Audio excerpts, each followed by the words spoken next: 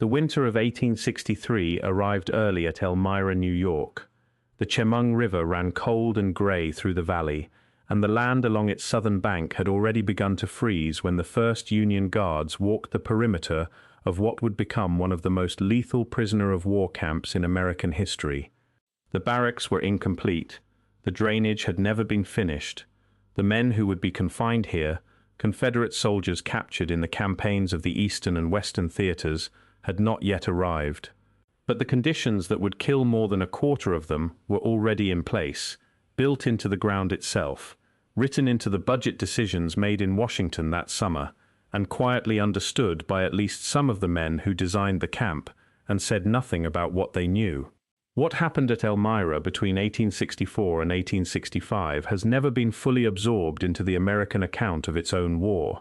The camp held nearly 12,000 Confederate prisoners over the course of its operation.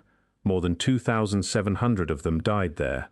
The mortality rate approached 25%, a figure that places Elmira alongside the most lethal camps of the conflict, including Andersonville, the Confederate prison in Georgia that American memory has preserved as the defining image of Civil War captivity.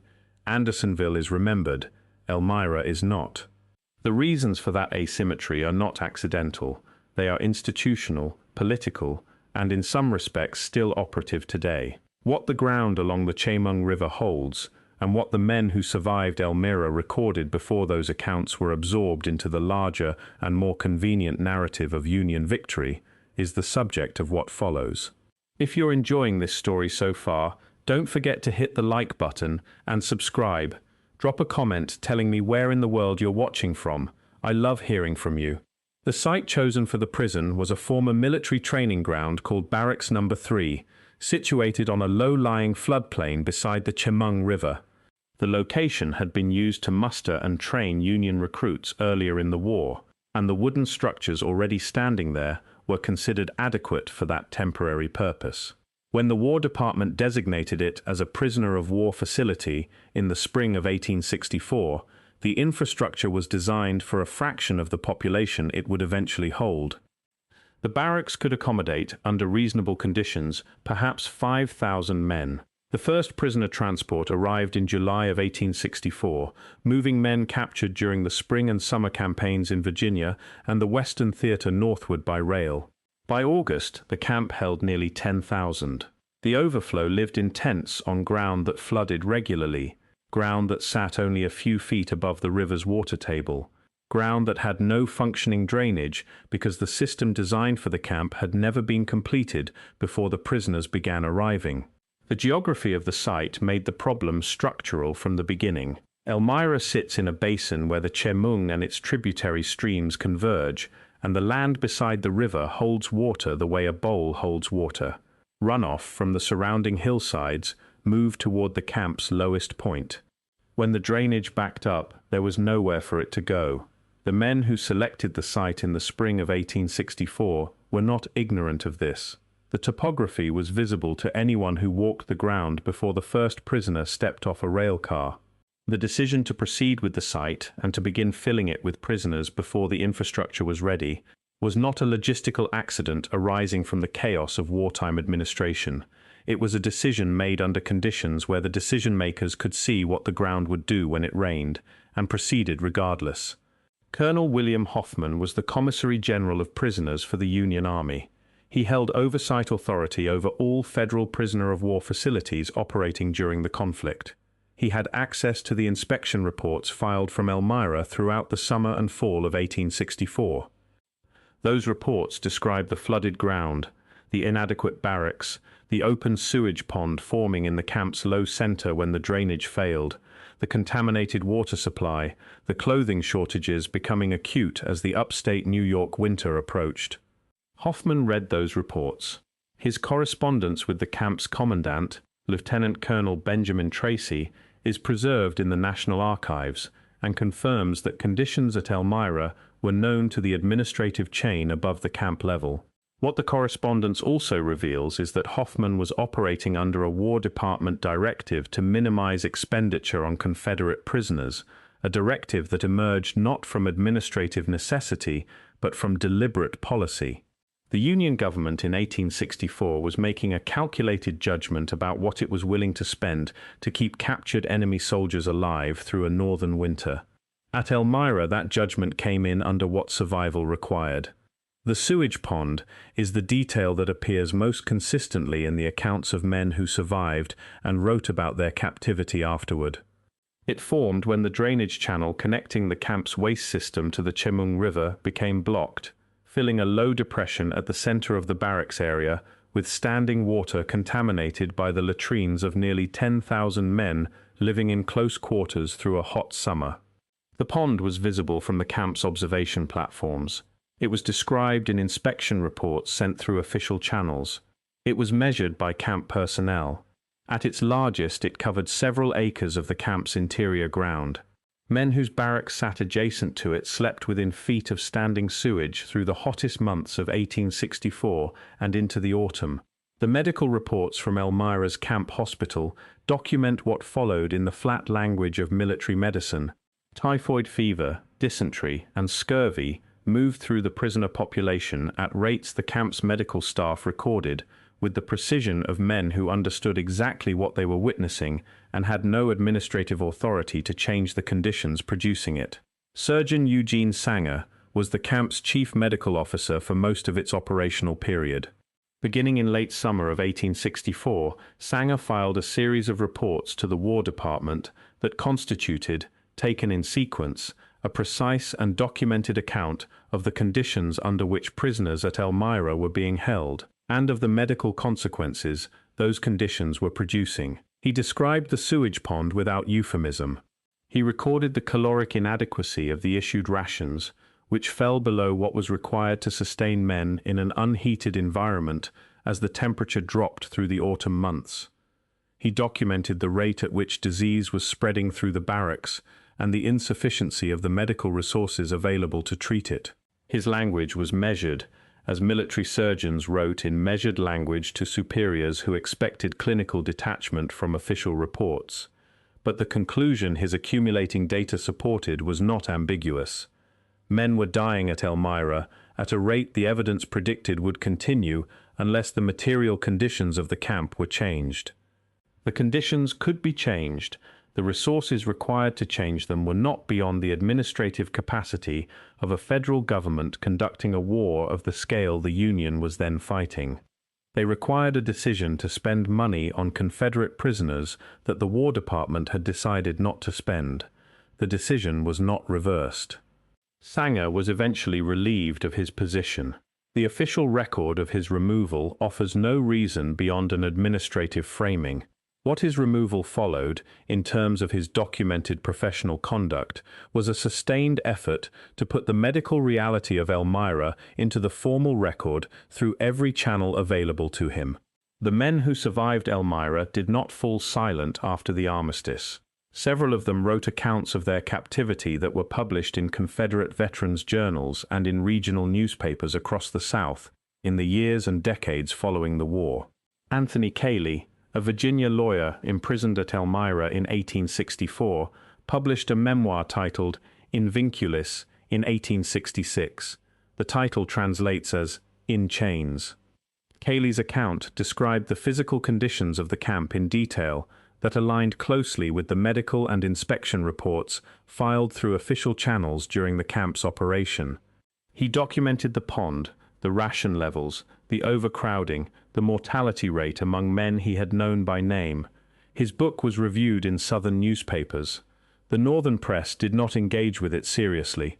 It did not enter the mainstream historical account of the war's prison system in any sustained way. It has been read by researchers specializing in Civil War prison history and has never been made into the kind of source that shapes what a general audience understands about how the conflict was conducted and who it killed. The men who died at Elmira came from across the Confederacy: Virginia, North Carolina, Georgia, Tennessee, South Carolina. They were infantry soldiers and cavalry troopers, officers and enlisted men, some as young as 15, some into middle age. They had been captured at the Wilderness, at Spotsylvania, at Cold Harbor, at the sieges of Petersburg and Atlanta. They arrived at the Chemung River Valley by rail, guarded and processed into a facility already operating beyond its designed capacity before they stepped off the platform. The records of their deaths were kept by the camp administration with the thoroughness that military record-keeping required. Name, rank, unit, date of death, cause of death. More than 2,700 entries filling ledger pages in the handwriting of Union clerks who recorded each one without annotation and without any record of institutional response to the accumulating total. The historiography of Civil War prisons developed in the post-war decades in a pattern shaped by the political pressures of Reconstruction and the subsequent national project of constructing a unified memory of the conflict. Andersonville became the dominant symbol of Civil War captivity for reasons that extended well beyond the historical record of that specific facility. Henry Wirtz, the Confederate commandant of Andersonville, was tried by a military tribunal in the summer of 1865 and executed in November of that year. He remains the only individual executed for war crimes arising from the Civil War. His trial, conducted before the political settlement of Reconstruction had been achieved, served functions that extended beyond the question of his individual responsibility.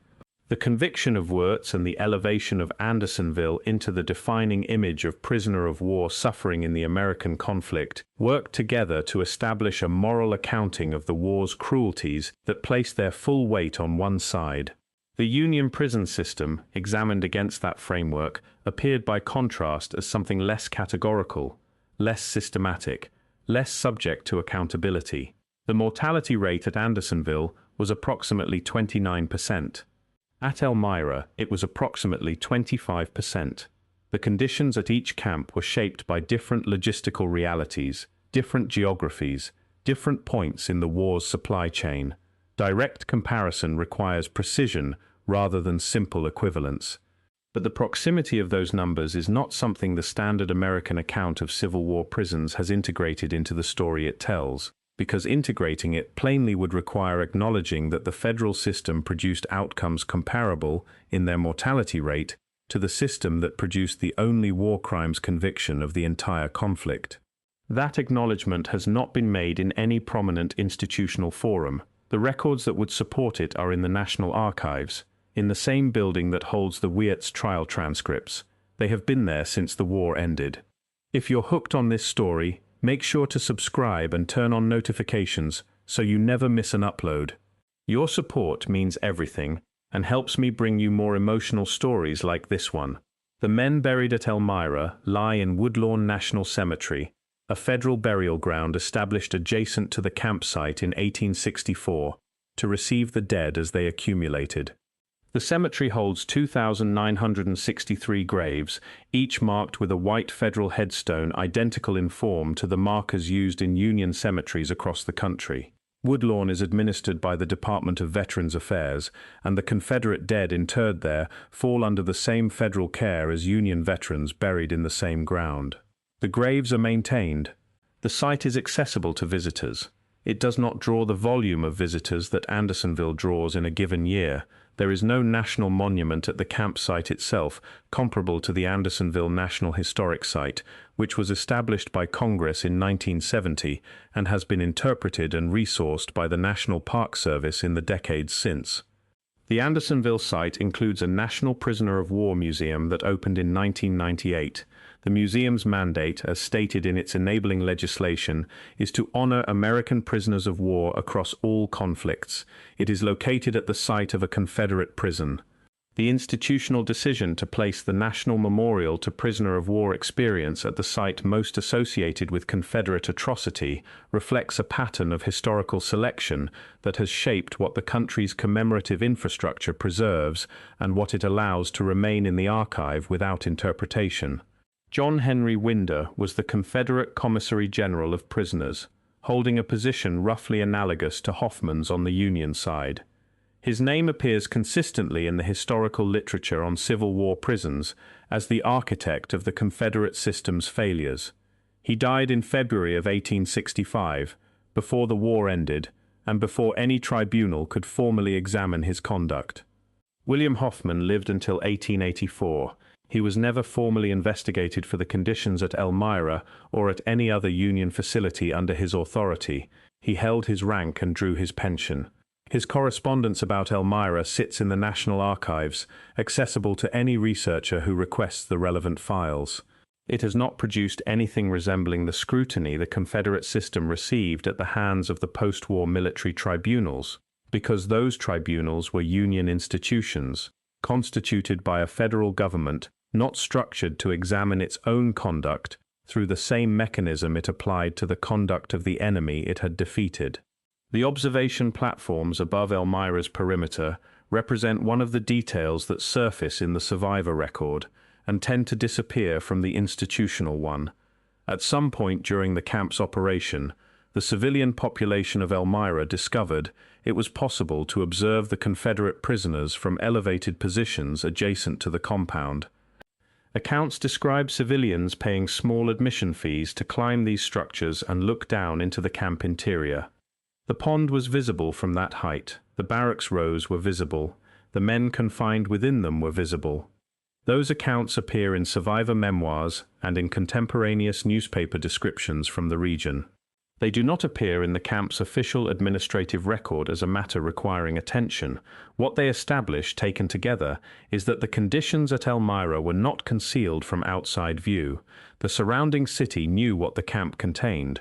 That knowledge produced no external pressure sufficient to change the drainage, alter the ration levels, or accelerate the delivery of winter clothing. The men in the compound remained observable, and they remained in the conditions that were killing them, through the full arc of the camp's operational period. The survivors who wrote about Elmira wrote for communities of memory that the post-war political settlement progressively pushed toward the margins of American public life. Keiley's memoir, the accounts published in Confederate veterans' journals through the 1880s and 90s, the testimony gathered by the Southern Historical Society, all reached audiences composed primarily of men who had been there and families who had lost someone to the conditions being described. They did not reach in any sustained way the institutions that determined what the Civil War meant to the country as a whole and what the country was prepared to examine about its own conduct within it. The lost cause mythology that developed in the same decades absorbed the memory of Elmira into a narrative that served its own political purposes, making the legitimate historical question about Union prison administration harder to examine on its own terms. The distortion ran in both directions. Southern memory used Elmira and comparable Union facilities to argue a moral equivalence the full context of the conflict does not support. Northern memory used the availability of that distorted Southern claim as a reason to decline engaging with the evidence on its own merits. The result was that a verifiable historical record, documented by Union medical officers and Union clerks in Union administrative files, remained at the edge of the national account, not because it was contested, but because examining it plainly would have required complicating a version of the war the country had decided it needed in a particular form. The camp itself no longer exists as a physical site. The land along the Chemung River was returned to civilian use after the war, and the city of Elmira grew over it. A water treatment facility now occupies part of the former campground. The barracks are gone. The drainage channel is gone. The observation platforms are gone.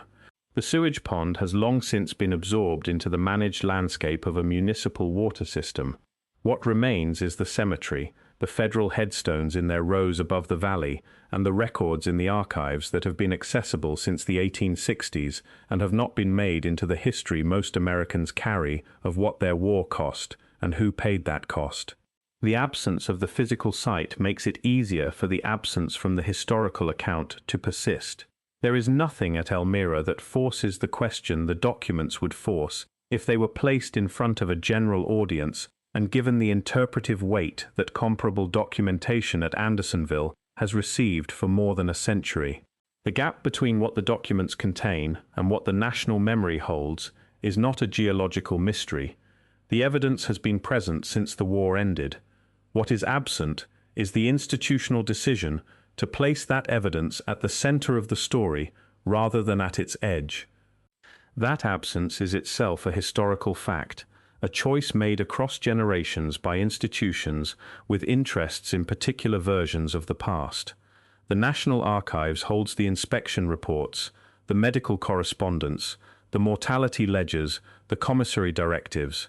The New York State Library holds regional accounts and newspaper records from the camp's operational years. The Southern Historical Society papers hold the survivor testimony that the federal commemorative infrastructure did not absorb.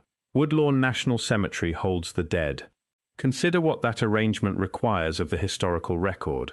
Sanger's reports, filed in sequence through the summer and autumn of 1864, describe in medical language the conditions producing death at a measurable rate. They name the pond. They note the ration deficiency. They record the temperature of the barracks through the first weeks of November, when men who had survived the Virginia campaign began dying of respiratory illness in an upstate New York winter without adequate clothing. Those reports traveled up the administrative chain, were read by men with the authority to act on them, and were not acted on in any manner that the subsequent mortality record suggests made a material difference to the men confined at Barracks No. 3. The reports then entered the archive, where they have remained since the war ended, neither reclassified nor destroyed, available to any researcher who submits the appropriate request. The archive is not the problem. The archive has always held what happened at Elmira.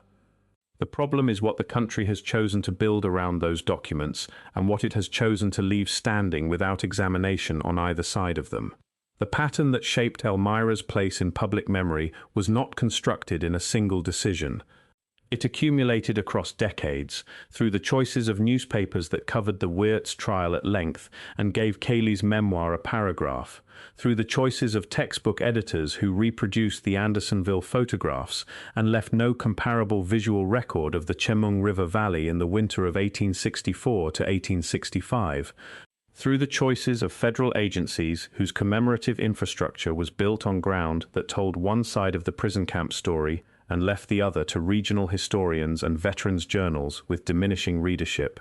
None of those choices required a coordinated decision to suppress the record at Elmira.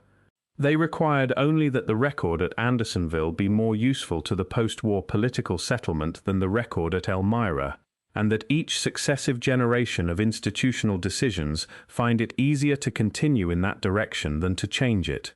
The result, across more than 150 years, is that the men who died at Elmira are buried under headstones the federal government maintains, in a cemetery the federal government administers, in a city that grew over the ground, where the conditions that killed them were clearly visible to anyone who walked the perimeter. The maintenance is real. The accounting is not. What the documentary record at Elmira demonstrates, when it is read in sequence rather than cited in isolation, is that the men in that compound were not victims of a system that failed to anticipate what would happen when drainage was inadequate, and rations were short, and winter arrived in upstate New York without sufficient clothing stocks. They were the product of a system that anticipated it, measured it as it occurred, and declined to correct it within the operational window when correction was still possible.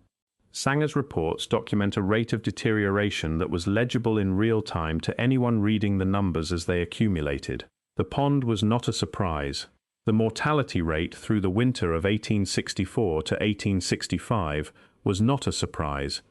What those reports constitute, taken as a body of evidence, is a contemporaneous record of institutional knowledge and institutional inaction, preserved in federal files that have been open to researchers since the armistice and that have never been placed at the center of the story the country tells about how it conducted the war that preserved it.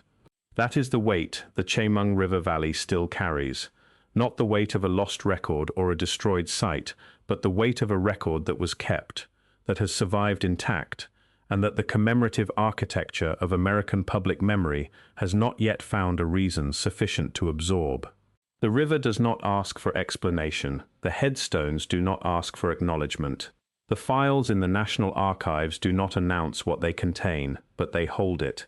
They have held it since the clerks who wrote in them set down their pens in 1865, and they will hold it until someone with the authority and the attention decides that the distance between what those files say and what the country believes is a distance worth closing in public and at the scale the evidence deserves. There is a particular kind of silence that surrounds the record of Elmira. different from the silence that surrounds a lost document or a destroyed site. The Chemung River floodplain has been built over, and nothing physical marks the place where the pond stood or where the barracks rows ran from the drainage channel to the perimeter fence. But the silence around the documentary record is not the silence of loss. It is the silence of material that has been read, noted in specialist histories, cited in footnotes, and returned to the shelf in the same condition it arrived. The men buried at Woodlawn are under white federal headstones that identify them by name and unit. A visitor who walks those rows in the upstate New York autumn, when the Chemung is running cold again and the light is flat and low over the valley, can find the name of any man who died at Elmira, and died without his account entering the story the country tells about what it cost to preserve the Union. They are not forgotten in the sense that their names are gone. They are forgotten in the sense that the conditions under which they died have never been placed, by any institution with the authority and the audience to do it, at the center of what the country understands about its own war. The men who came home from Elmira carried that knowledge with them through the rest of their lives. Some of them lived into the 20th century. A handful who were teenagers in the summer of 1864 survived long enough to speak to interviewers from state historical societies in the early 1900s. Their accounts collected in volumes, shelved in Southern archives, and read by the same narrow circle of specialists who read Keiley's memoir. What those accounts share, across the differences of regiment and state and circumstance, is a precision about conditions that only a person who lived them would sustain across 40 years of memory.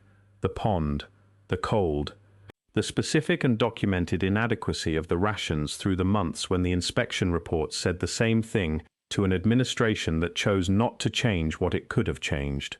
The survivors knew what Sanger's reports said because they had lived the conditions those reports described. They wrote it down. The writing survives. What the writing has not yet found is a place in the account most Americans carry of what their war required and what it cost the men who were caught inside it on either side of the perimeter fence.